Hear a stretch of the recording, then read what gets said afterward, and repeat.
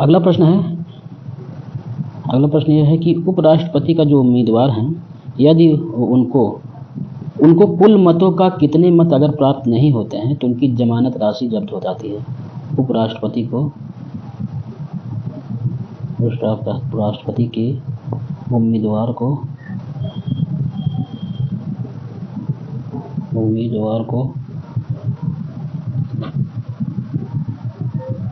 कुल मतों का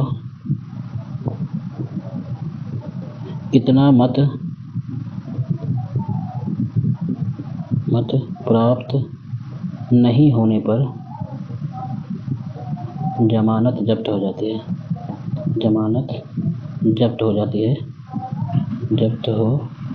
है। यही बताना है, ठीक है। तो इसका आंसर है कि यदि उपराष्ट्रपति जो है, जो उम्मीदवार है, यदि कुल मतों का अगर वो 1/6 मत, कुल मतों का अगर उसको 1/6 मत नहीं प्राप्त होता है तो उस उम्मीदवार की जो है जमानत जब्त हो जाती है, ठीक है। और जो जमानत राशि होती है वो 15,000 रुपये निर्धारित की गई है। उपराष्ट्रपति उम्मीदवार के लिए जमानत राशि 15,000 रुपये निर्धारित की गई है। यदि वो उम्मीदवार 1/6 कुल मतों का 1/6 मत प्राप्त नहीं करता है तो उसकी जमानत राशि जब्त हो जाती है। अगला प्रश्न है, उपराष्ट्रपति के चुनाव के लिए प्रयुक्त संयुक्त अधिवेशन के स्थान पर निर्वाचक मंडल का प्रावधान कौन से संविधान संशोधन अधिनियम के माध्यम से किया गया? अगर पूछा जाए कि उपराष्ट्रपति के चुनाव के लिए जो संयुक्त अधिवेशन के स्थान पर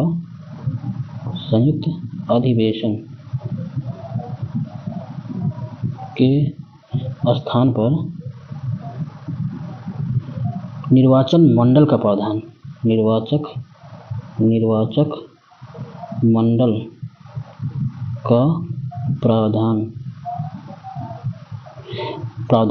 किस संविधान संशोधन के किस अधिनियम के माध्यम से किया गया? तो ये किया गया था 11वें संविधान संशोधन अधिनियम के माध्यम से। 11वें संविधान संशोधन अधिनियम के माध्यम से किया गया था।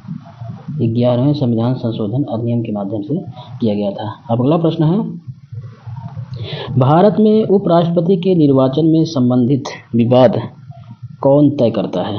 अगर उपराष्ट्रपति के निर्वाचन में कोई विवाद होता है तो उस विवाद को कौन तय करता है? तो उस विवाद को तय करते हैं कौन? सर्वोच्च न्यायालय, ठीक है। यानी कि कहा गया है कि ये ऐसा प्रावधान किस अनुच्छेद में है? अनुच्छेद 71 में ऐसा प्रावधान किया गया है कि यदि राष्ट्रपति व उपराष्ट्रपति के निर्वाचन से संबंधित किसी भी प्रकार का विवाद होता है तो उस विवाद का निपटारा सर्वोच्च न्यायालय द्वारा किया जाएगा, ठीक है। अगला प्रश्न है,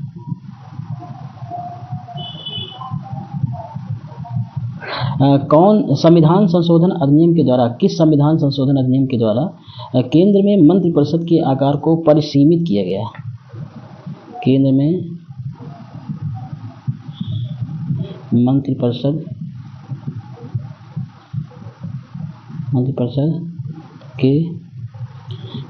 मंत्रिपरिषद के आकार को परिसीमित किया गया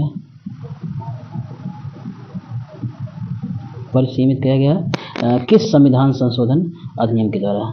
तो किया गया था 91वां संविधान संशोधन अधिनियम के द्वारा। संविधान संशोधन 91वां संविधान संशोधन अधिनियम के द्वारा 91वां संविधान संशोधन अधिनियम के द्वारा सन 2003 में केंद्र में मंत्रिपरिषद के आकार को परिसीमित किया गया, ठीक है। और इस संशोधन में यह प्रावधान किया गया कि प्रधानमंत्री सहित मंत्रिपरिषद की अधिकतम संख्या लोकसभा की कुल सदस्य संख्या की 15% से अधिक नहीं होगी। 15% से अधिक नहीं होगी, ठीक है। प्रधानमंत्री सहित कुल लोकसभा की कुल सदस्य संख्या का 15% से अधिक नहीं होगी, ठीक है। अगला प्रश्न है, अब पूछा जाए अगर मंत्रिमंडल में कौन कौन सम्मिलित होते हैं? सम्मिलित होते हैं कौन कौन? तो पहले तो सम्मिलित होते हैं कैबिनेट मंत्री, उसके अलावा है राज्य मंत्री,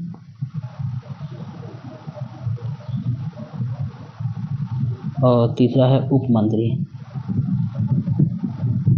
ये सभी मंत्रिमंडल में सम्मिलित होते हैं, ठीक है।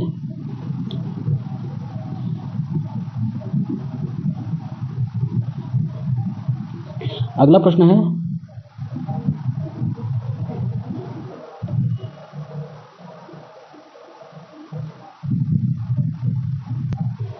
जो पिछला मैंने प्रश्न पढ़ा था कि मंत्रिमंडल में कौन कौन सम्मिलित होते हैं, तो इतने प्रकार के मंत्रियों का उल्लेख तो भारतीय संविधान में है, कैबिनेट मंत्री, राज्य मंत्री, उप मंत्री। लेकिन प्रश्न ये है कि मंत्रिमंडल में कौन कौन सम्मिलित होते हैं, तो इसमें केवल कैबिनेट मंत्री ही मंत्रिमंडल में सम्मिलित होते हैं। इसका सही उत्तर होगा कि केवल कैबिनेट मंत्री ही मंत्रिमंडल में सम्मिलित होते हैं, ठीक है। आप इसको करेक्ट कर लीजिएगा। अगला प्रश्न है, मंत्रिगण को उसके विभागों का आवंटन किया जाता है किसके द्वारा? मंत्रीगण जो होते हैं, मंत्रीगण को उनके विभागों का आवंटन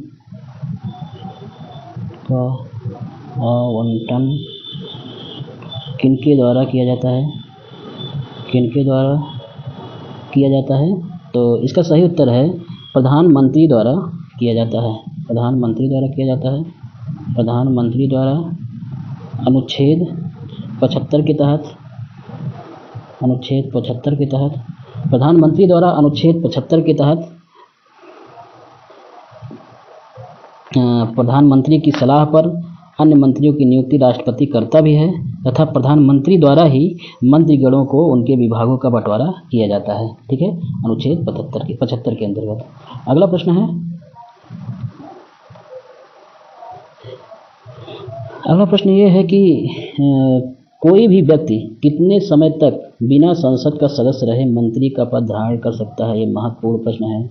कोई भी व्यक्ति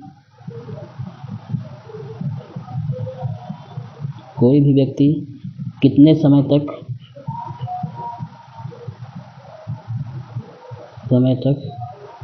बिना संसद का सदस्य रहे मंत्री पद धारण कर सकता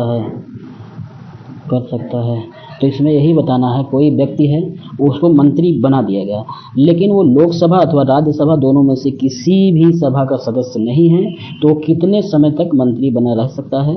तो इसका सही उत्तर है 6 माह तक, यानी कि 6 माह के अंतर्गत 6 माह के अंदर उसको लोकसभा अथवा राज्यसभा की सदस्यता लेनी होगी। यदि 6 महीने के अंतर्गत वह दोनों में से किसी भी सदन का सदस्य नहीं बनता है तो उसका मंत्री पद स्वतः समाप्त हो जाएगा, ठीक है। अगला प्रश्न है, मंत्रियों के बीच कार्य आवंटन के नियम किसके द्वारा बनाए जाते हैं? मंत्रियों के बीच